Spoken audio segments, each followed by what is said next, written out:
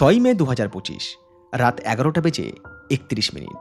এই গল্প যখন লিখতে শুরু করেছিলাম তখন শিয়ালদা স্টেশন থেকে ছেড়ে যাওয়ার অপেক্ষায় রাত 11টা বেজে 50 মিনিটের শেষ ট্রেন বনগা লোকাল।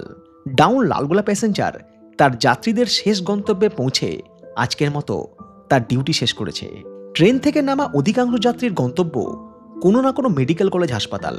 রাত থেকে লাইনে দাঁড়িয়ে আগামীকাল হয়তো সুযোগ মিলবে ওপিডি কিংবা ডাক্তার দেখানোর। আর 6 মের এই রাত সুযোগ করে দিয়েছিল ভারতীয় সেনাবাহিনীর স্পেশাল অপারেশন সিঁদুরকে সাফল্য দিতে। পাকিস্তান এবং পাক অধিকৃত কাশ্মীরের 9টি জায়গা মুজাফফরাবাদের সাওয়াইনালা, সাইদিনা বিলাল, কোটলির গুলপুর, আব্বাস কোটলি, ভীমবার বর্নালা এবং পাকিস্তানের পাঞ্জাব প্রদেশের বাহওয়ালপুর, মুরডিকে, সরজল এবং মেহমুনাজোয়া।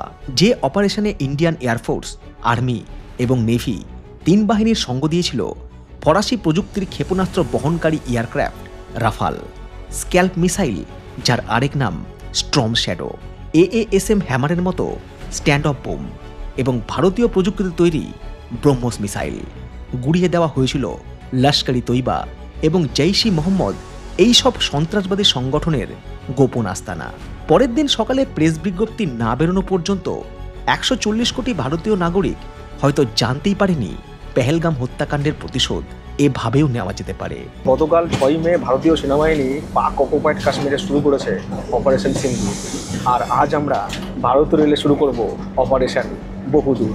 যে গল্পের মুখ্য চরিত্রে ট্রেন নাম্বার 12381 হাওড়া থেকে নতুন দিল্লি পূর্বা এক্সপ্রেস। কোথায় আছে ভালো সময় আর ভালোবাসা কখনো থেমে থাকে না, আর সেই ভালো সময়ের হাত ধরেই আরও একবার হাওড়া জংশনের 9 নম্বর প্ল্যাটফর্মে, যেখানে আরও একটা ঝাঁসু ট্রেন জার্নির অপেক্ষায়, ট্রেন নাম্বার 12381 হাওড়া থেকে নতুন দিল্লির পথে পূর্বা এক্সপ্রেস। সময় সকাল 8টা বেজে 15 মিনিট। শুরু হলো হাওড়া একটা দুর্দান্ত ট্রেন জার্নি। হাওড়া থেকে নতুন দিল্লির পথে ট্রেন নাম্বার 12381 পূর্বা এক্সপ্রেসে। হাওড়া থেকে নতুন দিল্লি পর্যন্ত 1451 কিলোমিটার যাত্রাপথ আমাদের এই ট্রেন কমপ্লিট করবে তার 21 ঘন্টা 50 মিনিটের জার্নিতে। যে যাত্রাপথে রয়েছে 20টা হল্ট এবং 275টা ইন্টারমিডিয়েট স্টেশন। সপ্তাহে 3 দিন, রবিবার, বুধবার এবং বৃহস্পতিবার ঠিক সকাল 8টা বেজে 15 মিনিটে হাওড়া থেকে ছেড়ে এক রাত জার্নি করে পরের দিন সকাল 6টা বেজে 5 মিনিটে নতুন দিল্লি পৌঁছে পূর্বা এক্সপ্রেস তার জার্নি সম্পূর্ণ করে। পূর্বা এক্সপ্রেস কিন্তু দুটো রয়েছে, একটা হচ্ছে 12381 পূর্বা এক্সপ্রেস, যেটা হচ্ছে ভায়া গয়া অর্থাৎ যেটাতে আমি ট্রাভেল করছি। আরেকটা রয়েছে ট্রেন নাম্বার 12303 পূর্বা এক্সপ্রেস হাওড়া থেকে নতুন দিল্লি ভায়া পাটনা, যেটা হাওড়া থেকে ছাড়ে হচ্ছে সোমবার, মঙ্গলবার, শুক্রবার এবং শনিবার। ওটা হাওড়া থেকে ছাড়ে হচ্ছে সকাল 8টায়। 12381 ছাড়ে হচ্ছে সকাল 8:15 আর 12303 ছাড়ে হচ্ছে হাওড়া থেকে সকাল 8টায়। আর দুটোই কিন্তু দিল্লি গিয়ে পৌঁছায় ঠিক সকাল 6টা বেজে 5 মিনিটে। আর কোচ কম্পোজিশনের দিক থেকে আমাদের এই পূর্বা এক্সপ্রেসে রয়েছে 4টে জেনারেল কামরা, 2টো আগে এবং 2টো শেষে, 6টা স্লিপার কোচ, 6টা AC 3 টায়ার, 2টো AC 2 টায়ার এবং একটা AC 2 টায়ার প্লাস AC ফার্স্টের কম্বাইন্ড কোচ HA1। এছাড়াও রয়েছে একটা প্যান্ট্রিকার, একটা SLR, একটা EOG, একটা HCP অর্থাৎ হাই ক্যাপাসিটি পার্সেল ভ্যান এবং আমাদের লোকোমোটিভ WAP7। আর এই জার্নিতে আমার কোচ নম্বর হচ্ছে HA1। টিকিট গতকাল কেটেছিলাম প্রিমিয়াম তৎকাল এবং টিকিট কনফার্ম হয়েছে, একই সঙ্গে পেয়ে গেছি লোয়ার বার্থ, যেটা আমাদের এই জার্নিকে বা এই ট্রেন ব্লককে আরও বেশি স্মুদার করে তুলবে। দর্শক মনে প্রশ্ন আসতেই পারে যে হঠাৎ করে এই গরমে দিল্লি কেন? অ্যাকচুয়াল দিল্লি আমার প্রথম গন্তব্য, কিন্তু আলটিমেট ডেস্টিনেশন দিল্লি নয়, আলটিমেট ডেস্টিনেশন হচ্ছে হরিদ্বার। কলকাতা থেকে হরিদ্বার যাওয়ার জন্য কুম্ভ এক্সপ্রেস, উপাসনা এক্সপ্রেস কিংবা ধুন এক্সপ্রেস রয়েছে। যারা চারধাম যায় বা যারা দেরাদুন মুসৌরি বেড়াতে যায় বা যারা কেদারনাথ যায়, সেক্ষেত্রে কিন্তু টিকিট পাওয়াটা একটা বিরাট ইস্যু হয়ে যায় কুম্ভ এক্সপ্রেস, উপাসনা এক্সপ্রেস অথবা ধুন এক্সপ্রেসের।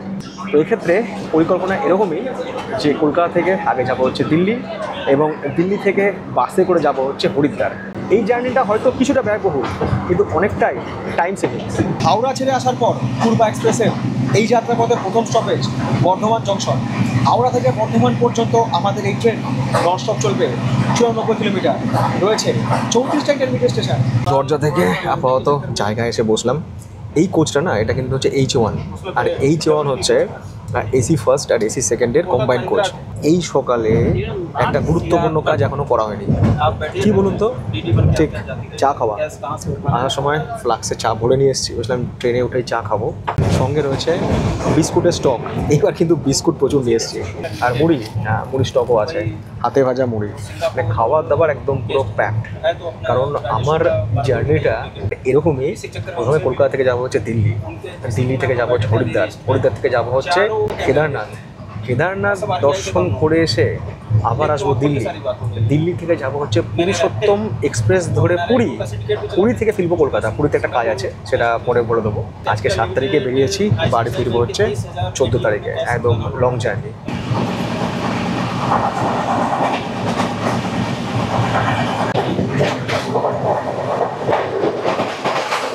প্রত্যেকবার ট্রেন জার্নি শুরু হতে না হতেই আপনাদের সঙ্গে কোনো না কোনো দেখা করাই, এইটা বলে যে এইবার আমাদের সঙ্গে দেখা হবে অমুক ট্রেনের বা তমুক ট্রেনের।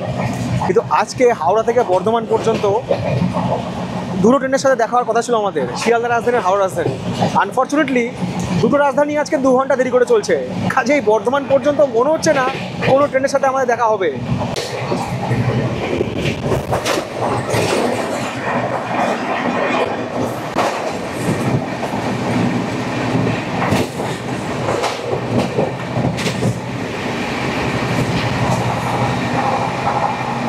ঝড়ের গতি নিয়ে পূর্ব এক্সপ্রেস পার করে এলো শক্তিগড় স্টেশন।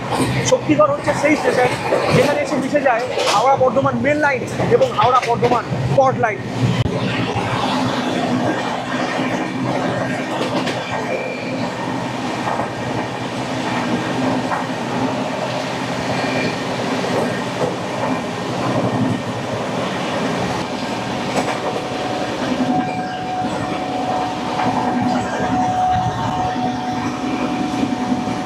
পূর্ব এক্সপ্রেস আর বর্ধমান লোকাল আর দুটো প্যারালাল।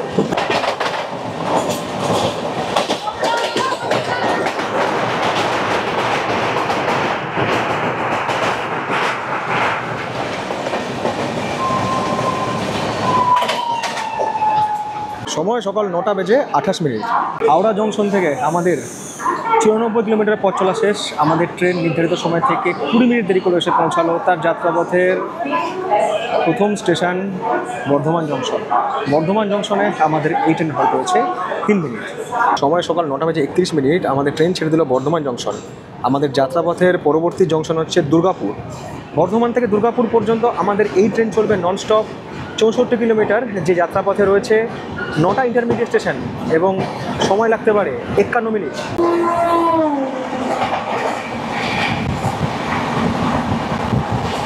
বর্ধমান জংশনে এসে ট্রেনটা এমন টাইমে দাঁড়ালো যে পাশ দিয়ে দুটো ট্রেন বেরিয়ে গেল, কভার করতে পারলাম না। একটা হচ্ছে মুম্বাই মেল ভায়া প্রয়াগরাজ, আরেকটা হচ্ছে নতুন দিল্লি থেকে হাওড়া দুরন্ত এক্সপ্রেস। সময় সকাল 10টা, করতে হবে নাস্তা।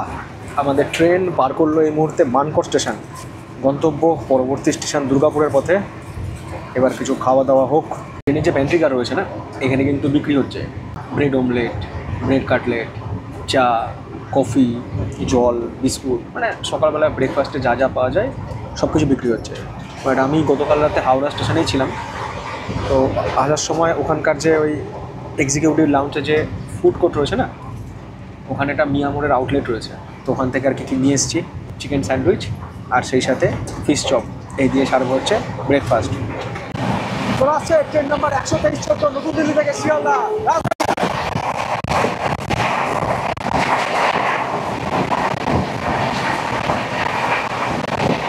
রাজধানী দুর্গাপুর ছেড়ে এলো, এমনিতে 2 ঘন্টা লেটে চলছে, পুরো ঝড়ের গতি নিয়ে বেরিয়ে গেল। এরপরে আসবে যে হাওড়া রাজধানী, তারপরে হচ্ছে বিকানির শিয়ালদা দুরন্ত। সময় সকাল 10টা বেজে 6 মিনিট। হাওড়া থেকে 156 কিলোমিটার পথ চলা শেষ। আমাদের ট্রেন এসে পৌঁছালো তার যাত্রাপথের দ্বিতীয় স্টেশন দুর্গাপুরে। দুর্গাপুরের এটা হচ্ছে 3 নম্বর প্ল্যাটফর্ম, যেখানে এসে পৌঁছেছে আমাদের পূর্ব এক্সপ্রেস। আর এর আগে পর্যন্ত যে আমাদের ট্রেন 20 মিনিটের ওপরে লেট ছিল, সেটা কিন্তু লেট অনেকটাই মেকআপ করে ফেলেছে এই বর্ধমান থেকে দুর্গাপুরের মধ্যে। একদম। কোথায় বাড়ি? সময় সকাল 10টা বেজে 8 মিনিট। ছেড়ে দিল আমাদের ট্রেন দুর্গাপুর থেকে তার পরবর্তী স্টেশন আসানসোলের উদ্দেশ্যে। দুর্গাপুর থেকে আসানসোল পর্যন্ত আমাদের এই ট্রেন চলবে হচ্ছে ননস্টপ 42 কিলোমিটার। মাঝপথে রয়েছে 15টা ইন্টারমিডিয়েট স্টেশন, আর সময় লাগতে পারে আধ ঘন্টা। আর এখন ট্রেনে স্টেশনে কিন্তু মারাত্মক চেকিং হচ্ছে। যারা ট্রাভেল করছেন, যে ক্লাসেই ট্রাভেল করুন না কেন, অবশ্যই কিন্তু টিকিট কেটে ট্রাভেল করুন, বা যদি বাড়ির কাউকে ছাড়তে আসেন স্টেশনে সেক্ষেত্রে কিন্তু প্ল্যাটফর্ম টিকিট অবশ্যই কাটুন। এটা হচ্ছে আসানসোল বর্ধমান মেমু। এই ট্রেনের একজন সাফাই কর্মীর সঙ্গে কথা হচ্ছিল, বলছে ট্রেনে অনেক প্যাসেঞ্জার ছিল, তারা নেমে গিয়েছে।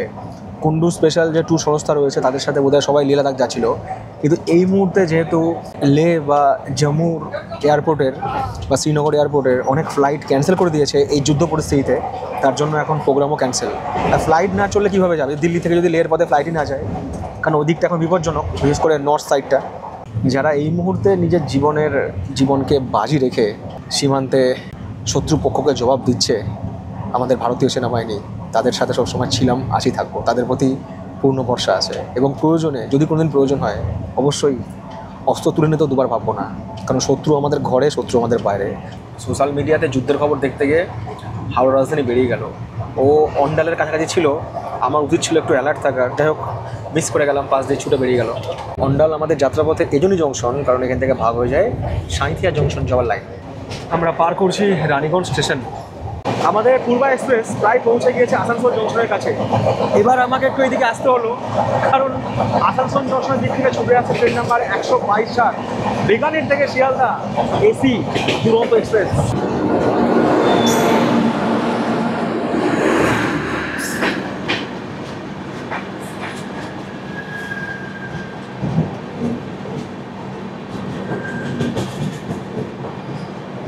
দুরন্ত আর দুরন্তের লুকস নেই, ওখানে রাজধানীর কোচ, হামসাফারের কোচ সব ঢুকিয়ে মিলিয়ে মিশিয়ে পুরো ঘেটে দিয়েছে। দুরন্ত এক্সপ্রেসে দুরন্তের কোনো কোচই নেই। এই ট্রেন জার্নিরও ফুল ব্লগ রয়েছে আমার চ্যানেলে, লিঙ্ক দিয়ে রাখলাম ওপরের আই বোতামে। সময় সকাল 10:37। হাওড়া থেকে আমাদের 200 কিলোমিটার পথ চলা সম্পূর্ণ। আমাদের ট্রেন এই মুহূর্তে এসে পৌঁছালো তার যাত্রাপথের তৃতীয় স্টেশন আসানসোল জংশনে।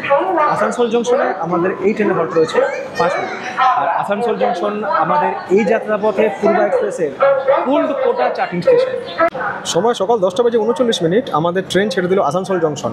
আমাদের যাত্রাপথের পরবর্তী অর্থাৎ চতুর্থ স্টেশন হচ্ছে ধানবাদ জংশন। আসানসোল জংশন থেকে ধানবাদ জংশন পর্যন্ত আমাদের এই ট্রেন ননস্টপ চলবে 58 কিলোমিটার। রয়েছে 11টা ইন্টারমিডিয়েট স্টেশন, আর সময় লাগতে পারে 1 ঘন্টা 17 মিনিট। আর আসানসোল আমাদের যাত্রাপথে এই জন্যই জংশন, কারণ এখান থেকে ভাগ হয়ে যায়। সব আমি বলবো, তো আপনারা কি বলবেন? আপনারাই বলুন আসানসোল কেন জংশন, এখান থেকে কোথায় যাওয়ার লাইন ভাগ হয়।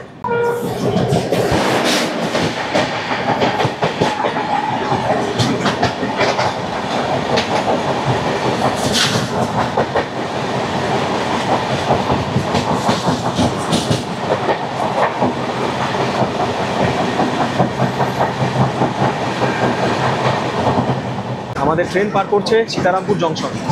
সীতারামপুর এই জন্যই জংশন কারণ এখান থেকে বারাবণী যাওয়ার লাইন ভাগ হয়, আর এখানে লেখা আছে মেন লাইন যাওয়ার জন্য গাড়ি বদল করুন। তো মেন লাইন কোনটা? যে লাইনটা হাওড়া থেকে এই সীতারামপুর জংশন সে ভাগ হয়ে চিত্তরঞ্জন হয়ে ওদিক থেকে পাটনা হয়ে গিয়ে একদম দীনদয়াল উপাধ্যায় ওঠে, ওটা হচ্ছে মেন লাইন। এই পূর্বা এক্সপ্রেস কিন্তু সপ্তাহে 4 দিন মেন লাইন ধরেই যায়। আর আমরা যে লাইন ধরে যাবো এই মুহূর্তে, এখান থেকে বরাকর হয়ে ধানবাদ গয়া হয়ে, এটা হচ্ছে গ্র্যান্ড কর্ড লাইন। পূর্বা 4 দিন যায় মেন লাইন ধরে, আর বাকি 3 দিন যায় হচ্ছে এই গ্র্যান্ড কর্ড লাইন ধরে। চলে আসছে ট্রেন নম্বর 19608 মাদার জংশন থেকে কলকাতা এক্সপ্রেস।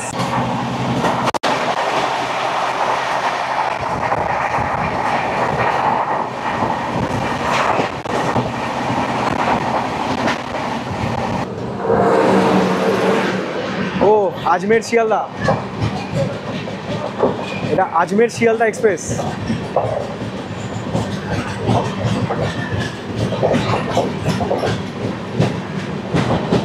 সময় বেলা 11:33। হাওড়া থেকে আমাদের 255 কিলোমিটার পথ চলা শেষ। আমাদের ট্রেন এই মুহূর্তে এসে পৌঁছালো তার যাত্রাপথে চতুর্থ স্টেশন এবং ঝাড়খণ্ড রাজ্যে তার প্রথম স্টেশন ধানবাদ জংশনে। ধানবাদ জংশনে আমাদের ট্রেনের হল্ট হচ্ছে 5 মিনিট, আর আমাদের ট্রেন এখানে বেশ খানিকটা সময় অ্যাডভান্স। আর ধানবাদ জংশন আমাদের এই ট্রেনের যাত্রাপথের remote location quota charting and starting station, অর্থাৎ এই স্টেশন থেকে কিন্তু এই ট্রেনের কারেন্ট বুকিং হয়। অনেকের মনে প্রশ্ন আছে যে এই রিমোট লোকেশন কোটা চার্টিং যে ব্যাপারটা বলেন, এটা মানে কি? এই ট্রেনটা হাওড়া থেকে সকাল 8টার সময় ছেড়েছে। আমরা জানি যে ট্রেন ছাড়া 4 ঘন্টার আগে চার্ট প্রিপেয়ার হয়ে যায়, এবং চার্ট প্রিপেয়ার হয়ে যাওয়ার পরে সেই ট্রেনের কিন্তু আর কোনো রকম কোনো বুকিং হয় না। এবার এই ট্রেনটাতে আমি বোর্ড করব হচ্ছে এই ধানবাদ জংশন থেকে।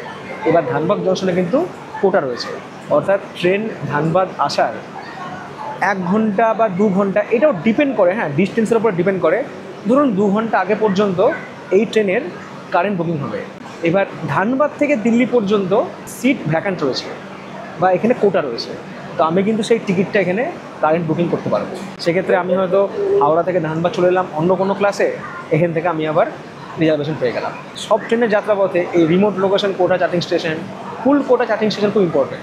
মানে ব্রেক জার্নি করে গেলে কিন্তু এক্ষেত্রে এই কোটাগুলোতে টিকিট পাওয়ার সম্ভাবনা অনেকটাই থাকে। পাবেনই গ্যারেন্টি দিতে পারবো না, বাট থাকে। সময় 12:03। আমাদের ট্রেন অলরেডি ছেড়ে দিয়েছে ধানবাদ জংশন। তার পরবর্তী স্টেশন পরেশনাথের উদ্দেশ্যে। ধানবাদ থেকে পরেশনাথ পর্যন্ত আমরা অতিক্রম করব 48 কিলোমিটারের ডিস্টেন্স। রয়েছে 8টা ইন্টারমিডিয়েট স্টেশন, আর সময় লাগতে পারে ওই 35 মিনিট মতো। সামনের ট্র্যাকে কাজ চলছে, আমাদের ট্রেন বারবার করে হর্ন মারছে। আর এই গরমের মধ্যে না যে সমস্ত কর্মীরা আর কি রেল ট্র্যাক মেনটেন্যান্সের কাজ করেন, সত্যি প্রচণ্ড কষ্ট। বাইরে এত টেম্পারেচার, আর এগুলো খোলা জায়গা তো প্রচণ্ড কষ্ট হয়, প্রচণ্ড কষ্ট গরমে। আর লাইনে যারা কাজ করে না তাদের কিন্তু একটা প্রাণের ঝুঁকিও থাকে, কারণ এই লাইন আপ ডাউন লাইন সবসময় তো বিজি। এখানে তো সবসময় মানে দূরপাল্লার ট্রেন চলছে, লাইন তো বন্ধ থাকে না। শুধু মেল এক্সপ্রেস ট্রেনই নয়, মালগাড়িও চলছে, কারণ এখানে কিন্তু আলাদা করে কোনো ফ্রেট করিডোর নেই। বিশাল কিন্তু চাপ। রেল এমন একটা সিস্টেম না, এখানে প্রত্যেককে মানে সমানভাবে কাজ করতে হবে, এবং প্রত্যেকের কাজটা কিন্তু ভীষণ মানে গুরুত্বপূর্ণ এবং প্রচণ্ড দায়িত্বশীল। যে সিগন্যালিং সিস্টেম দেখছে, যে ওইটি সিস্টেম দেখছে, যে ট্র্যাক দেখছে, যে অপারেশন দেখছে, সবার কাজ কিন্তু গুরুত্বপূর্ণ। তবেই আমরা নিশ্চিন্তে আর কি ট্রাভেল করতে পারি।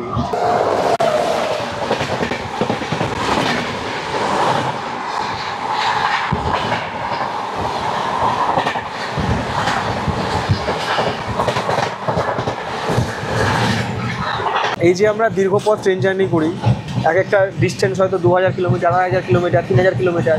এই যে দীর্ঘ রেলপথ, এত স্টেশন, এত লেভেল ক্রসিং, এত পয়েন্ট, মানে বিরাট একটা অপারেশন। এত কিছু পার করে একটা ট্রেন তার গন্তব্যে গিয়ে পৌঁছায়। কত মানুষের কর্মযজ্ঞের পেছনে আছে, তারপরে কিন্তু ট্রেনটা অপারেট হয়। আর এখানে ভুল ত্রুটি বলে কিছু হয় না। ভুল যদি হয়ে গেল, গাড়ি যে কোনো সময় ডিরেক্ট হতে পারে, গাড়ি কলিশন হতে পারে, অ্যাক্সিডেন্ট হতে পারে। আমরা প্রায় পৌঁছে গেছি আমাদের যাত্রাপথের আরও একটা স্টেশন পরেশনাথের কাছে। আর এবার আমাদের সময় দেখা হবে ট্রেন নাম্বার 12382 নতুন দিল্লি থেকে হাওড়া ডাউন পূর্বা এক্সপ্রেসের সাথে। ডাউন পূর্বা।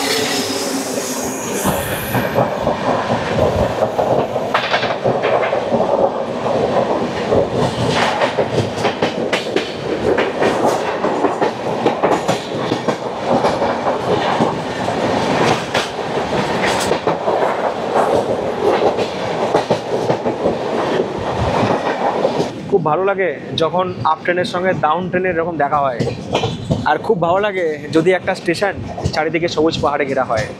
হ্যাঁ, এমনই একটা স্টেশন হচ্ছে ঝাড়খণ্ডের পরেশনাথ। হাওড়া জংশন থেকে আমাদের 306 কিলোমিটার পথ চলা শেষ। আমাদের ট্রেন এই মুহূর্তে এসে পৌঁছালো তার যাত্রাপথের 5ম স্টেশন ঝাড়খণ্ডের পরেশনাথে। পরেশনাথে আমাদের ট্রেনের হল্ট হচ্ছে 2 মিনিট, আর সময় ঘড়ি বলছে এখন বেলা 12:36। পরেশনাথ জায়গাটা তো সুন্দর দেখুন, এই ট্রেন আর এই পাশে পাহাড়। আর এটা হচ্ছে পরেশনাথের 3 নম্বর প্ল্যাটফর্ম, যেখানে এসে পৌঁছেছে আমাদের হাওড়া থেকে নিউ দিল্লি আপ পূর্বা এক্সপ্রেস। ধানবাদ যখন আমরা পার করে এসেছি, আমাদের কিন্তু রাজ্য যেমন চেঞ্জ হয়ে গেছে, রেলওয়ে জোনটাও চেঞ্জ হয়ে গেছে। শুরু করেছিলাম আমরা ইস্টার্ন রেল থেকে, এখন আমাদের ট্রেন চলছে ধানবাদের পর থেকে ইস্ট সেন্ট্রাল রেলওয়ে এই জোন ধরে। আমাদের ট্রেন ছেড়ে দিল পরেশনাথ স্টেশন, পরবর্তী স্টেশন কোডারমা জংশন। পরেশনাথ থেকে কোডারমা পর্যন্ত আমাদের এই ট্রেন ননস্টপ চলবে 76 কিলোমিটার, যে যাত্রাপথে রয়েছে 14টা ইন্টারমিডিয়েট স্টেশন, আর সময় লাগতে পারে 45 মিনিট। বেলা 12:47। হ্যাঁ, লাঞ্চ করার সময় হয়ে গেছে। ট্রেনে যেহেতু প্যান্ট্রিকার রয়েছে, আমি আগেও বললাম আমি কিন্তু প্যান্ট্রিকার থেকে খাবার অর্ডার করেছি। কি খাবার দিয়েছে একটু দেখিয়ে দিই আপনাদেরকে। একটা সোনপাপড়ি দিয়েছে, এক্সট্রা রাইস দিয়েছে। আগে একটু স্যালাড কেটে নিই, লেবু, শসা, গাজর কেটে নিই। একটু স্যালাড কাটা খুব দরকার, এখন সামনে আবার কৈলাস মানসরোবর যেতে হবে, অনেক হাঁটতে হবে, বডি ফিট করতে হবে। বিএমআই কমাতে হবে। বিএমআই মনে হয় আমার 26-26 আছে, ওটাকে 25-এ নামাতে হবে। নেক্সট মাসে আমি প্ল্যান করে নিয়েছি কোনো ব্লগও বানাবো না, বাইরে যাবও না, ফুলফল খাবো না, 1 মাস পুরো সংযম করবো। প্রতিদিন মাঠে দৌড়াতে যাবো যেমন আগে যেতাম, শরীরকে একদম ফিট করে নেবো যাতে মেডিকেল টেস্টে পাস করে যাই। ফিল করতে হবে যে আমি আর্মি লেভেলের কোনো পরীক্ষায় দিয়ে যাচ্ছি, এইটুকু করতে হবে আপনাদের জন্য। এর দাম নিচে হচ্ছে 90 টাকা, ভাত, ডাল আর 2টো ডিম। এদের আরও একটা থালি রয়েছে ওই সবজি টবজি অনেক কিছু দিয়ে, ওটা নিলে পড়বে 150 টাকা। আলাম দরকার নেই, সবজি টবজি খাবো না, আমাকে স্ট্যান্ডার্ড যে থালি সেটাই দিন। আপাতত খেয়ে বলি কীরকম টেস্ট থালির। বিয়ে বাড়িতে বিয়ে হয়ে যাওয়ার পর ঘর ধরার লোকের অভাব নাই, আর ট্রেনের জার্নিতে এই সোলো ট্রাভেল করার ক্ষেত্রে না ক্যামেরা ধরার লোকের খুব অভাব আছে। মানে এক হাতে খাবো না, এক হাতে আমি ফিডব্যাক দেবো সেটাই ভাবছি। ডালের টেস্ট ঠিক আছে, কারি পাতাও নেই, দক্ষিণের ছোঁয়াও নেই। ডিমের ঝোলের টেস্ট মোটামুটি, মশলা টশলা দেওয়া আছে, ডালটা বেশি ভালো লাগছে। খাওয়া দাওয়ার পরে না এই ডেস্কটা সম্ভব হলে পরিষ্কার করে দেবেন। তার কারণ হচ্ছে যে এখানে যেমন আপনি খাওয়া দাওয়া করলেন, তেমনি অন্য যাত্রীও খাওয়া দাওয়া করবে বা করতে পারে। সুতরাং পরিষ্কার পরিচ্ছন্ন রাখার দায়িত্বটা আমাদের। আমার কারণে যেন অন্য কোনো প্যাসেঞ্জারের আর কি প্রবলেম না হয়। আমি তো প্রায় সারা বছর ট্রেন জার্নি করি, অনেক যাত্রীকে দেখেছি খাওয়া দাওয়া করে নোংরা টোংরা করে সিটের ওপরে পা তুলে সিটটা কাদা করে চলে গেল। হোটেলে গেল, অকারণে এসি চালিয়ে রেখে দিয়েছে, বাথরুমের কল খুলে রেখে দিয়েছে, ঘরটাকে নোংরা করে বিছানাটাকে নোংরা করে রেখে দিয়েছে। কেন না? আমি তো পয়সা দিচ্ছি। আমি যেমন আমার বাড়িঘরকে পরিষ্কার পরিচ্ছন্ন রাখি, তেমনি আমি যেমন আমার গাড়িটাকে পরিষ্কার পরিচ্ছন্ন রাখি, তেমনি আমি যেখানে ট্রাভেল করবো জায়গাটাকে পরিষ্কার পরিচ্ছন্ন রাখবো। এই চিন্তাগুলো না ভেতর থেকে আসা উচিত। আমাদের চিন্তাধারা, আমাদের কাজ যে প্রতিফলিত হবে না, সেদিন দেশ আস্তে আস্তে এমনি ভালো হয়ে যাবে। কোনো পলিটিক্যাল লিডার কোনো দেশকে ভালো করতে পারে না। দেশকে সুন্দর রাখতে পারে, দেশকে ভালো রাখতে পারে হচ্ছে আমার আপনার মতো আমজনতা। ট্রেনের কামরাটা পরিষ্কার পরিচ্ছন্ন হোক, সেখানে ফিনাইল টিনাইল ছড়ানো হোক, মানে টাইম টু টাইম পরিষ্কার হোক, আর ট্রেনের বাথরুমে সাফিসিয়েন্ট জল থাকুক আর বাথরুমটা পরিষ্কার পরিচ্ছন্ন হোক। আর একই সাথে কামরাতে উটকোলক না উঠুক, কারণ আমি যখন রাত্রেবেলা নিশ্চিন্তে ঘুমাবো, বুকের মধ্যে এই টেনশন না নিয়ে ঘুমোতে হয় যে সকালবেলা উঠে দেখবো যে আমার ব্যাগটা ওদের আছে তো, এই টেনশন যেন না নিয়ে ঘুমোতে হয়।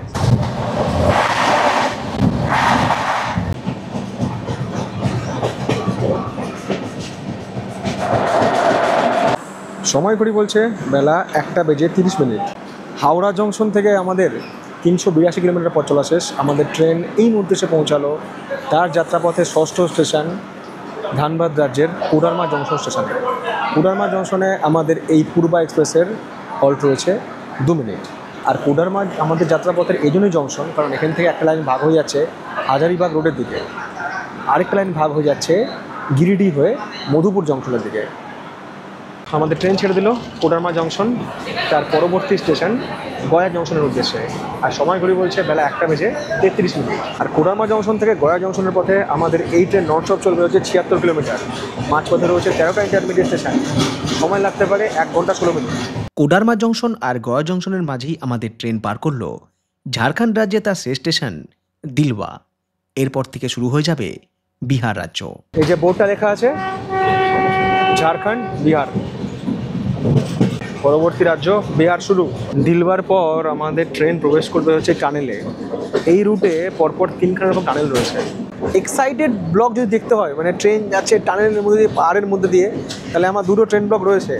একটা হচ্ছে ওই গোয়া থেকে মুম্বাই মান্ডবী এক্সপ্রেস, ওই ব্লকটা দেখতে পারেন। না হলে পুনে থেকে মুম্বাই ডেকান কুইন এক্সপ্রেস, ভারতবর্ষের একমাত্র ট্রেন যেখানে একটা ডেডিকেটেড ডাইনিং কার রয়েছে, সেই ট্রেনের ব্লগও রয়েছে। লিঙ্ক দিয়ে রাখলাম উপরে আই বোতামে, দেখবেন, ভালো লাগবে। এখন সবাইকে বলতে হয় ব্লগ দেখুন, ব্লগ দেখুন, আগে এটা বলতে হতো না। ব্যাপারটা হচ্ছে কি, ছেলেপুলে যত বড় হয় তত রকম হয় না যে বাবা মা বলে ঠিক আছে আজ থেকে নিজের দায়িত্ব নিজে নাও। তো ইউটিউবের ব্যাপারটাও তাই। যখন আমার চ্যানেলে সাবস্ক্রাইবার কম ছিল তখন ইউটিউব আমার সব ভিডিও রেকমেন্ড করতো, কিন্তু এখন যখন সাবস্ক্রাইবার প্রায় 9.5 লাখের কাছাকাছি হতে চললো, এখন আমার ভিডিওর ইউটিউব রেকমেন্ড করে না, কোথাও রেকমেন্ড করে না। অন্যান্য চ্যানেলে করে, আমারটা করে না। মানে এখন হচ্ছে আমি তোমাকে দাঁড় করে দিয়েছি, এবার তুমি নিজে ভাই নিজে খেটে খাও, ব্যাপারটা এরকম।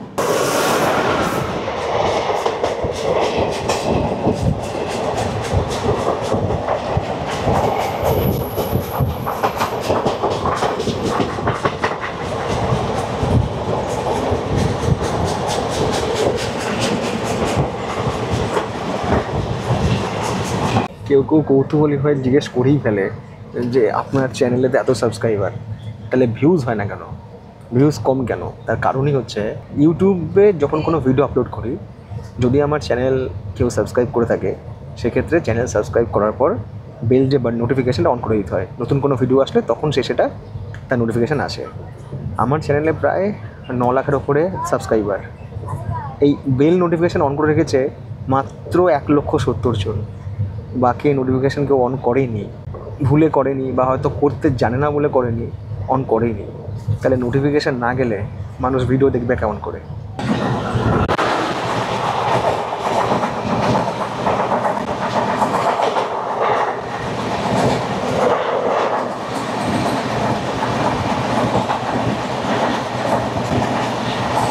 চলে আসছে ট্রেন নাম্বার 12802, নতুন দিল্লি থেকে পুরী, পুরুষোত্তম এক্সপ্রেস।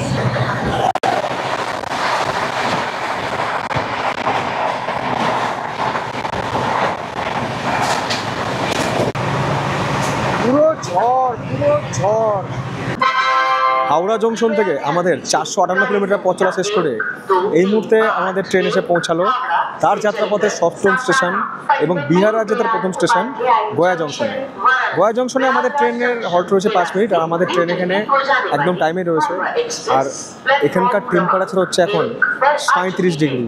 আর গয়া জংশন আমাদের যাত্রাপথে রিমোট লোকেশন কোটা চার্জিং স্টেশন, অর্থাৎ এই স্টেশন থেকে কিন্তু এই ট্রেনের কারেন্ট রিজার্ভেশন হবে। সময় বেলা 2:45 আমাদের ট্রেন ছেড়ে দিল গয়া জংশন। আমাদের যাত্রাপথের পরবর্তী অর্থাৎ 8ম স্টেশন হচ্ছে রফিগঞ্জ। গয়া জংশন আর রফিগঞ্জের মধ্যে আমাদের এই ট্রেন চলবে 38 কিলোমিটার, রয়েছে 5টা ইন্টারমিডিয়েট স্টেশন, আর সময় লাগতে পারে ওই আধ ঘন্টা মতো।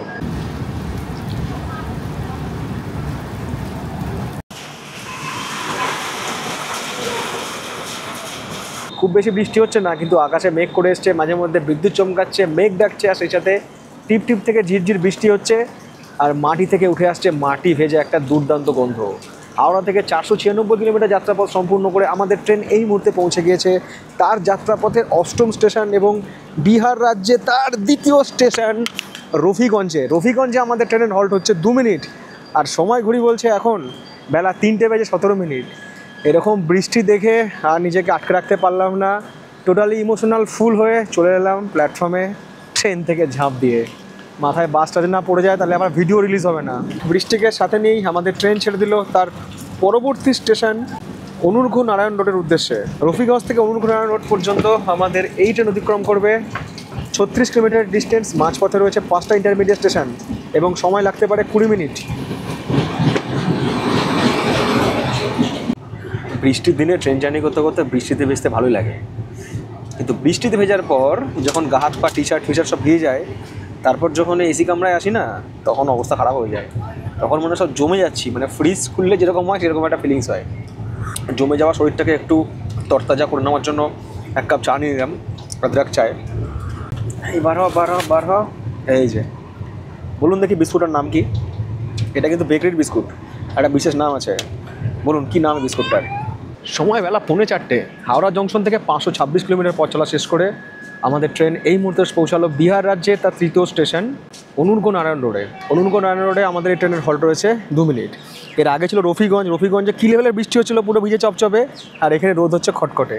ট্রেনের মধ্যে ট্রেনের বাইরে মোটামুটি যারা স্মার্টফোন ব্যবহার করতে জানে, আমি যতজনকে দেখছি না সবাই একটা নিউজ নিয়ে পড়ে আছে, সেটা হচ্ছে অপারেশন সিন্দুর। সবাই একটা নিউজ।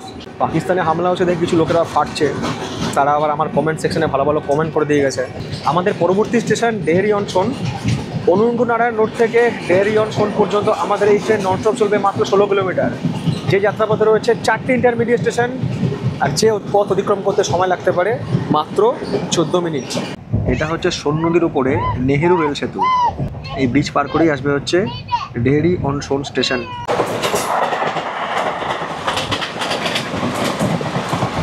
সময় ঘড়ি বলছে বিকাল 4:01। হাওড়া জংশন থেকে 546 কিলোমিটার পথ চলা শেষ। আমাদের ট্রেন এই মুহূর্তে এসে পৌঁছালো বিহার রাজ্যে তার আরও একটা স্টেশন ডেহরি অন সোনে। ডেহরি অন সোনে আমাদের এই পূর্বা এক্সপ্রেসের হল্ট রয়েছে 2 মিনিট। সময় বিকাল 4:04। আমাদের ট্রেন ছেড়ে দিল ডেহরি অন সোন স্টেশন। আমাদের যাত্রাপথের পরবর্তী স্টেশন হচ্ছে সাসারাম জংশন। ডেহরি অন সোন আর সাসারামের মধ্যে আমাদের ট্রেন অতিক্রম করবে হচ্ছে 18 কিলোমিটারের ডিস্টেন্স। রয়েছে 3টে ইন্টারমিডিয়েট স্টেশন, সময় লাগতে পারে 15 মিনিট মতো। হাওড়া জংশন থেকে 561 কিলোমিটার পথ চলা সম্পূর্ণ করে আমাদের ট্রেন এই মুহূর্তে এসে পৌঁছে গেছে বিহারের আরও একটা স্টেশনে, যার নাম হচ্ছে সাসারাম জংশন। সাসারাম জংশনের 2 নম্বর প্ল্যাটফর্ম, যেখানে এসে পৌঁছেছে আমাদের ট্রেন। আর সাসারাম জংশনে আমাদের ট্রেনের হল্ট রয়েছে 2 মিনিট। আর আমাদের যাত্রাপথে সাসারাম এই জন্যই জংশন, কারণ এখান থেকে ভাগ হয়ে যায় আরা জংশন যাওয়ার লাইন। আর সাসারাম শুধু জংশনে নয়, সাসারাম কিন্তু বিহারের অন্যতম ট্যুরিস্ট অ্যাট্রাকশান। শীতকালে আসবো একবার রোড ট্রিপ করতে সাসারামে, তখন এখানে দেখার মতো অনেক কিছু আছে। অবশ্যই সেই ভিডিও আপনাদের সঙ্গে শেয়ার করব। Hello, Kaushik travel. हाँ फॉलोअर्स। Thank you. अरे तुमको हिंदी बंगाली समझ में आता है? हाँ, आप तो हावड़ा से है ना? हाँ, हावड़ा से, कोलकाता से हूँ। मैंने मतलब वेस्ट बंगाल से हूँ। हाँ, वेस्ट बंगाल से। आप कहाँ के हो? বাঁকুড়া। বাঁকুড়া। হিন্দিতে কথা বলছো কেন? আরে আমি তোমার সাথে, আরে বাঁকুড়া ছেলেও হিন্দিতে কথা বলছে। আমি তোমাকে আগেও দেখেছি, আমি অনেকবার দেখেছি তোমাকে। আরে দেখেছো ঠিক আছে, বাংলায় কথা বলতে হবে তো। স্কুলে পড়ো নাকি? কলেজ। কলেজে পড়ে। কলেজের গরমের ছুটি, বন্ধুরা মিলে যাচ্ছে বারাণসী। আরে ভাই, ধোঁয়া কোন দিক দিয়ে বেরাচ্ছে? ও আচ্ছা আচ্ছা, এটা হচ্ছে OHE ইন্সপেকশন কার। এই যে ট্রেন চলে না, এই যে ওভারের তার রয়েছে, সব ওভারের তারের রক্ষণাবেক্ষণ, মেনটেনেন্স এটা দিয়ে করে। কোথাও তার ফাট যদি ছিঁড়ে যায় বা কোথাও কোনো সমস্যা হয়, তখন এই ভ্যানটা গিয়ে সব ঠিক করে। আমাদের যাত্রাপথের পরবর্তী স্টেশন হচ্ছে বিহারের ভাবুয়া রোড। সাসারাম জংশন থেকে ভাবুয়া রোড পর্যন্ত আমাদের এই ট্রেন চলবে 47 কিলোমিটার। রয়েছে 6টা ইন্টারমিডিয়েট স্টেশন, আর সময় লাগতে পারে ওই 26 মিনিট মতো।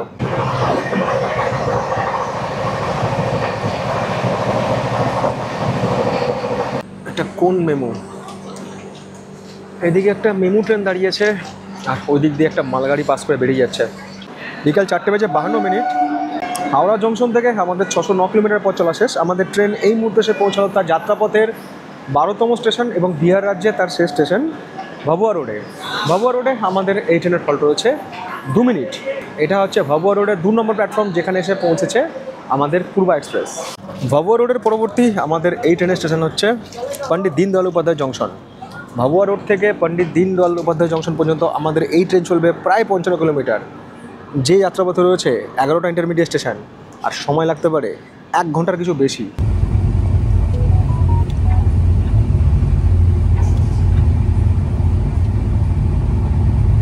এই ভাবুয়া রোড থেকে পণ্ডিত দীনদয়াল উপাধ্যায় ট্রেনের মারাত্মক টান, এখানে দাঁড়ানো যাচ্ছে না।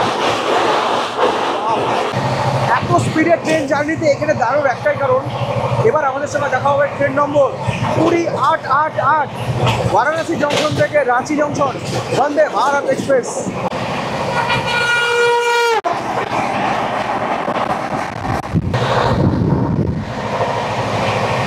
ট্রেন পুরো উঠছে আজকে। আমাদের এই রুটে বিহার রাজ্যের এটা হচ্ছে শেষ স্টেশন করমনাসা বা কর্মনাসা। এই কর্মনাসা স্টেশন পার করে শেষ হয়ে যাবে হচ্ছে বিহার রাজ্যের সীমানা। চলে আসছে ট্রেন নম্বর 18612 বানারস থেকে রাঁচি এক্সপ্রেস।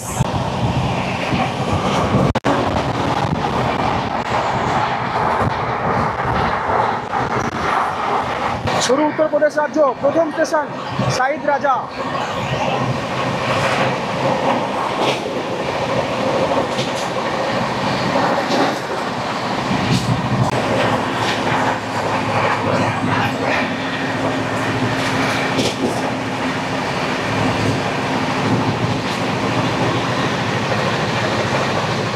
হাওড়া জংশন থেকে 663 কিলোমিটার পথ চলা শেষ। আমাদের ট্রেন এসে পৌঁছালো উত্তরপ্রদেশ রাজ্যে তার প্রথম স্টেশন পণ্ডিত দীনদয়াল উপাধ্যায় জংশন, তাও আবার নির্ধারিত সময় থেকে প্রায় 3 মিনিট অ্যাডভান্স। পণ্ডিত দীনদয়াল উপাধ্যায় জংশনে আমাদের এই ট্রেনের হল্ট রয়েছে 10 মিনিট। আর দীনদয়াল উপাধ্যায় জংশন আমাদের এই যাত্রাপথে রিমোট লোকেশন কোটা চার্টিং এবং স্টার্টিং স্টেশন, অর্থাৎ এখান থেকে কিন্তু এই পূর্বা এক্সপ্রেসের কারেন্ট বুকিং হবে। আর দীনদয়াল উপাধ্যায় জংশন আমাদের যাত্রাপথে এই জন্যই জংশন, কারণ এখান থেকে যেমন একদিক থেকে ভাগ হয়ে যাচ্ছে বারাণসী যাওয়ার লাইন, তেমনি একদিক থেকে ভাগ হয়ে যাচ্ছে দিলদার নগর হয়ে পাটনা যাওয়ার লাইন। এখান থেকে নিলাম হচ্ছে শশা। এখানে শশা হচ্ছে 20 কা প্লেট, 20 টাকা প্লেট। বিকেল 5:55 সেটা দিল আমাদের ট্রেন ডিডিইউ থেকে বারাণসীর উদ্দেশ্যে। ডিডিইউ থেকে বারাণসী পর্যন্ত আমাদের এই ট্রেন অতিক্রম করবে 18 কিলোমিটার। যে যাত্রাপথে রয়েছে 5টা ইন্টারমিডিয়েট স্টেশন, আর সময় লাগবে 50 মিনিট। আমি একটা জিনিস দেখানোর জন্য আপনাদের এখানে এসে দাঁড়ালাম।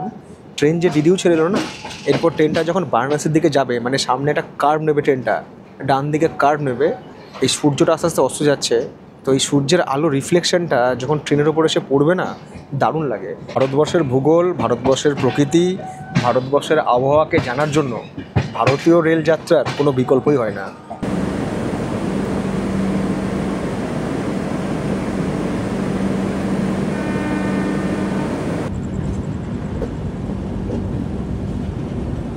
আজকের সানসেটটা শুধু দেখুন। আমাকে একটু কষ্ট করে ফোনটা ধরতে হচ্ছে, কারণ ট্রেনটা কার্ভ নিচ্ছে, তো সূর্যটা আস্তে ডুবে যাচ্ছে। বিকেল হয়ে এসছে, দারুণ হাওয়া দিচ্ছে। চলো এবার আমরা দেখে নিই 15,744কে। 15,744কে আরে ভাতিন্ডা থেকে ফারাক্কা এক্সপ্রেস, যার ব্লগ আমাকে প্রায়শই আপনারা বানাতে বলেন।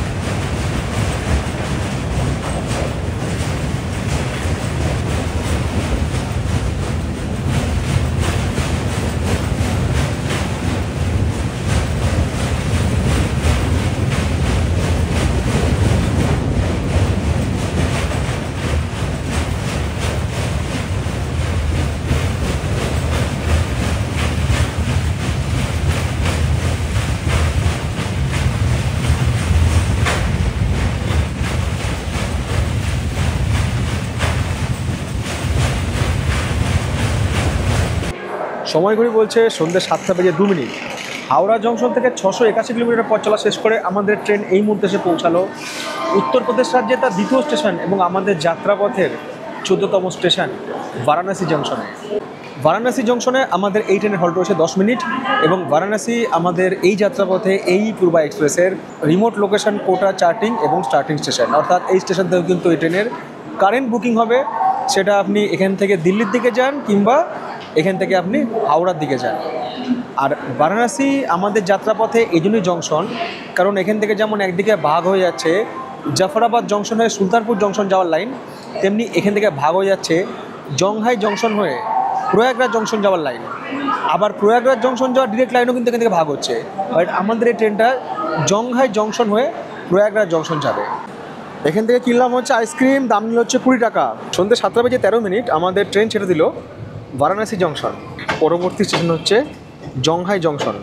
বারাণসী থেকে জংহাই পর্যন্ত আমাদের ট্রেন চলবে ননস্টপ 75 কিলোমিটার, যার মাঝে রয়েছে 9টা ইন্টারমিডিয়েট স্টেশন এবং সময় লাগতে পারে 1 ঘন্টার কিছু বেশি।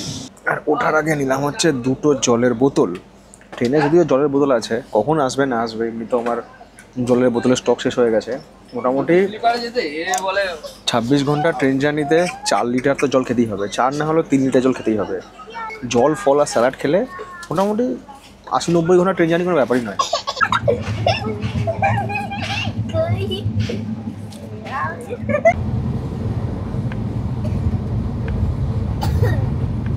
রাত 8:08। হাওড়া জংশন থেকে আমাদের 756 কিলোমিটার পথ চলা শেষ। আমাদের যাত্রাপথের আরও একটা স্টেশন উত্তরপ্রদেশ রাজ্যের জংহাই জংশন। জংহাই জংশনে আমি এর আগে কোনো দিন পা রেখেছি বলে তো আমার মনে পড়ছে না। আর এই জংহাই জংশনে আমাদের ট্রেনের হল্ট হচ্ছে 2 মিনিট। এরপর ট্রেন একদম গিয়ে দাঁড়াবে হচ্ছে প্রয়াগরাজ জংশনে। রাত 8:11 আমাদের ট্রেন ছেড়ে দিল জংহাই জংশন। আমাদের যাত্রাপথের পরবর্তী স্টেশন হচ্ছে প্রয়াগরাজ জংশন। জংহাই আর প্রয়াগরাজের মধ্যে আমাদের এই ট্রেন চলবে ননস্টপ 60 কিলোমিটার, যে যাত্রাপথে রয়েছে 8টা ইন্টারমিডিয়েট স্টেশন এবং সময় লাগতে পারে ওই 1.5 ঘন্টা মতো। দিনের বেলা ট্রেন জার্নি একরকম কেটে যায়, সন্ধ্যাবেলা হলে আর সময় কাটতে চায় না। যতক্ষণ না পর্যন্ত রাত নামবে, খাওয়া দাওয়া করে ঘুমিয়ে যাব, ততক্ষণ মতো সময় কাটে না। ট্রেনে যে সাফাই কর্মী আছে আমাদের তো কামরাটা আমরা ক্লিন করে দিচ্ছে। আমি জিজ্ঞেস করছি যে আপনারা তো first AC, second AC, third AC সবই ক্লিন করে দেন, স্লিপারে ক্লিন করেন করে? আচ্ছা, স্লিপারে যে প্যাসেঞ্জার সেটা তো জানি না, 50 জনের জায়গায় 200 জন ঢুকে বসে আছে। মানে জেনারেলের কামরা তো অবস্থা তো একরকম, স্লিপারে কি হচ্ছে, যে স্লিপারের প্যাসেঞ্জার সেই বাড়তে বসতে পারছে না, তার জায়গায় বাইরে লোক এসে বসে যাচ্ছে। হাওড়া থেকে 816 কিলোমিটার পথ চলা সম্পূর্ণ করে আমাদের ট্রেন এই মুহূর্তে এসে পৌঁছালো উত্তরপ্রদেশের আরও একটা গুরুত্বপূর্ণ স্টেশন আমাদের যাত্রাপথে প্রয়াগরাজ জংশনে। প্রয়াগরাজ জংশনে আমাদের এই ট্রেন হল্ট হচ্ছে 5 মিনিট। প্রয়াগরাজ জংশন থেকে অনলাইনে ফুড অর্ডার করেছিলাম জোম্যাটো থেকে। আইটেম হিসেবে ছিল হাফ রোস্টেড চিকেন, সঙ্গে হাফ হাক্কা নুডলস। তবে ফুড অর্ডার করার সময় একটা গন্ডগোল করে ফেলেছিলাম। এই জায়গাতে একটা ভুল করেছি, ভুলটা বলি। 1 রোস্টেড চিকেন কোয়ার্টার আর 1 চিকেন হাক্কা নুডলস হাফ, এই হাফ দুবার অর্ডার দিয়ে দিয়েছি। তার জন্য খরচাটাও বেশি হয়ে গেছে, মানে আমার 155 টাকা মতো বেশি পড়েছে। একটা তো আমি খাচ্ছি, আরেকটা সেম কন্টেনার এসেছে। আমি বললাম যে হাফ অর্ডার করেছি, দুবার কেন এসছে ভাই? রোস্টেড চিকেন অসাধারণ টেস্ট।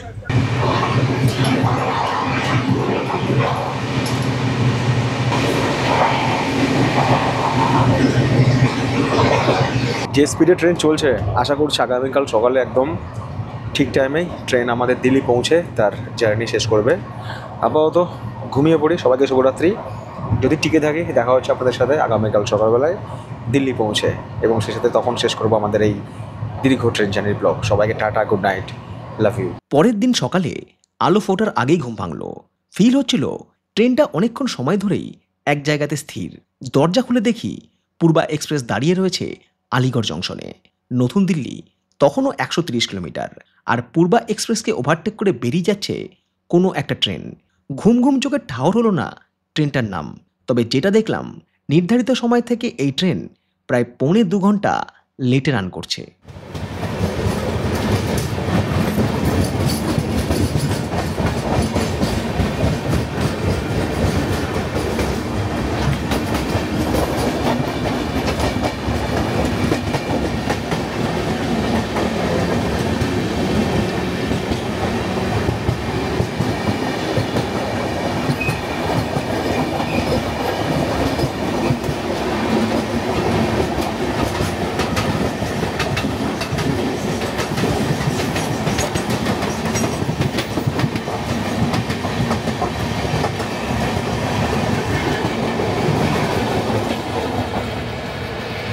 গতকাল রাত পর্যন্ত যে ট্রেনটা টাইমে চলছিল, আজকে সকালবেলায় ঘুম থেকে উঠে দেখছি সেই পূর্বা এক্সপ্রেস চলছে প্রায় 1 ঘন্টা 27 মিনিট লেটে।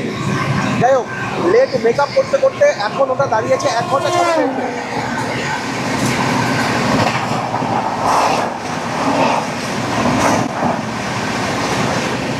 লেটে রান করার কারণেই হোক বা লেট মেকআপ করার জন্য একটা সময় পর পূর্বা এক্সপ্রেস ঝড়ের গতিতে অগ্রসর হলো নতুন দিল্লির পথে। অল্প অল্প করে মেকআপ হচ্ছিল লেট, আর একই সঙ্গে বেশি বেশি ওভারটেক।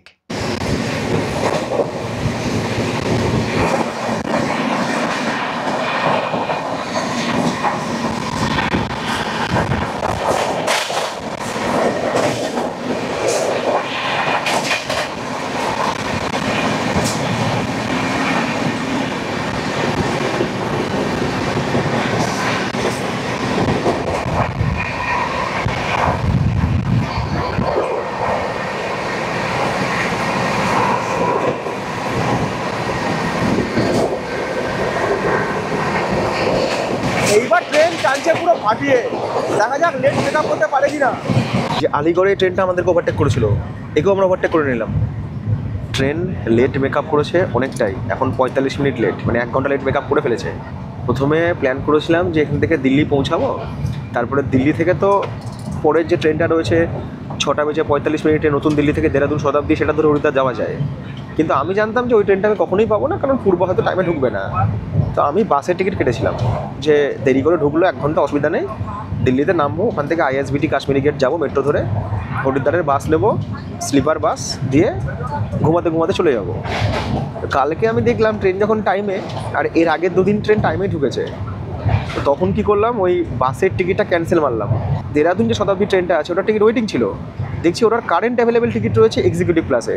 জানলাম যে বাসের ঝামেলায় কেন যাবো, ট্রেনের টিকিটই কেটে নিই, আমাকে আর দিল্লি থেকে কোথাও যেতে হবে না। নামবো একটা প্ল্যাটফর্মে, চলে যাবো পাশের প্ল্যাটফর্মে, ট্রেন ধরবো, চলে যাবো অনেক আগে হরিদ্বার পৌঁছাবো, গিয়ে একটু রেস্ট করবো, স্নান টান করতে পারবো। এইরকম পরিকল্পনা করে ট্রেনের টিকিট কেটে ফেললাম। ও বাবা, দেখছি ঘুম থেকে উঠে ট্রেন 1 ঘন্টা 45 মিনিট লেট। এবার যদি এই লেটে ঢুকে ওই ট্রেন আমি পাবো না, আমাকে আবারও বাসের টিকিট কাটতে হবে, মানে পয়সার অপচয়। গাজিয়াবাদের আগে পর্যন্ত ট্রেনটা টানলো ফাটিয়ে, এবার সামনে গাজিয়াবাদ ঢুকছে, এখানে ট্রেন হয়ে গেল স্লো। আর এর পেছনে যে ট্রেনটা আসছিল হামসাফার দাঁড়িয়ে আছে, ওরও সিগন্যাল রেড, ও দাঁড়িয়ে যাবে, আউটারে দাঁড়িয়ে আছে। এবার এর সামনে ট্রেন রয়েছে, পেছনে ট্রেন রয়েছে। যদি ট্রেনটা গাজিয়াবাদ স্টেশনেও দাঁড়াতো তাহলে আমি নেমে পড়তাম, কারণ পরবর্তী যে ট্রেনটায় আমি যাব দেরাদুন শতাব্দী, ওটা আমি গাজিয়াবাদ থেকে ধরতে পারতাম, কারণ ওর গাজিয়াবাদের স্টপেজ রয়েছে, কিন্তু এই তো প্ল্যাটফর্মে দাঁড়ায়নি। আর এই রকম জায়গায় নেমে লাগেজ নিয়ে স্টেশনে যাওয়াটা খুব একটা বুদ্ধিমানের কাজ নয়। হাওড়া থেকে আমাদের 1424 কিলোমিটার পথ চলা শেষ। আমাদের ট্রেন এই মুহূর্তে পার করছে গাজিয়াবাদ স্টেশন। আর একটা কথা আপনাদেরকে বলবো, আমার নিজের চোখে দেখা, এই গাজিয়াবাদে যেহেতু ট্রেন স্লো হয়ে যায়, তো অনেকেরা ট্রেন থেকে রানিং ট্রেন থেকে নামার চেষ্টা করে, যাদের কাছে লাগেজ টাগেজ কম থাকে, ফট করে নামার চেষ্টা করে। এই ভুলটা কিন্তু করবেন না, কারণ স্টেশনে কিন্তু এখানে আরপিএফ থাকে, নামলে কিন্তু ধরবে, ধরলেই ফাইন। গাজিয়াবাদ ছেড়ে আস্তে আস্তেই 6:22 হয়ে গেল, আর হাতে 23 মিনিট সময়। গাজিয়াবাদ থেকে 23 মিনিটের মধ্যে দিল্লি পৌঁছে ট্রেন থেকে নেমে আরেকটা ট্রেন পাওয়াটা চাপের ব্যাপার। মানে আজকে ট্রেনটা আমার চোখের সামনে বেরিয়ে যাবে, তাও পাবো না।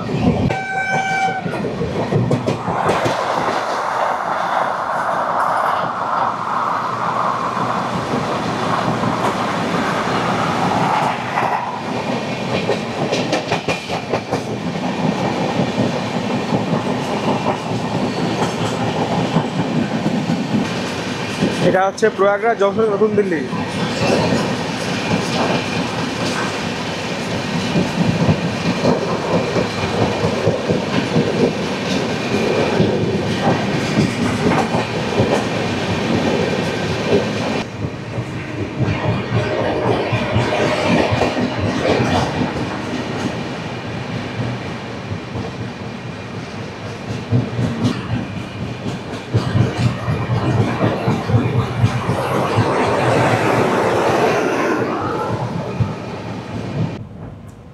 ছটা 43। অনেক দেরি করে ট্রেন পৌঁছালো, পরের ট্রেনটা পেলাম না, সেটা আলাদা জিনিস। কিন্তু চোখের সামনে ট্রেন বেরিয়ে যাবে, যে ট্রেনটা ধরতে পারলাম না এই ট্রেনটা লেট করার জন্য, সেটা খুবই কষ্টের জিনিস। দেখুন, আজকে সেই ট্র্যাজেডি আমার সাথে ঘটতে চলেছে। আর এমন নয় যে শতাব্দী 2-5 মিনিট দেরিতে ছাড়বে, ও টাইমেই ছাড়বে, টাইমেই যাবে। সব সিগন্যাল গ্রিন হয়ে আছে। ট্রেন আবারও স্লো, মনে হয় দাঁড়িয়ে যাবে, সিগন্যাল নেই। আর ওদিক থেকে মনে হচ্ছে শতাব্দী বেরিয়ে আসছে।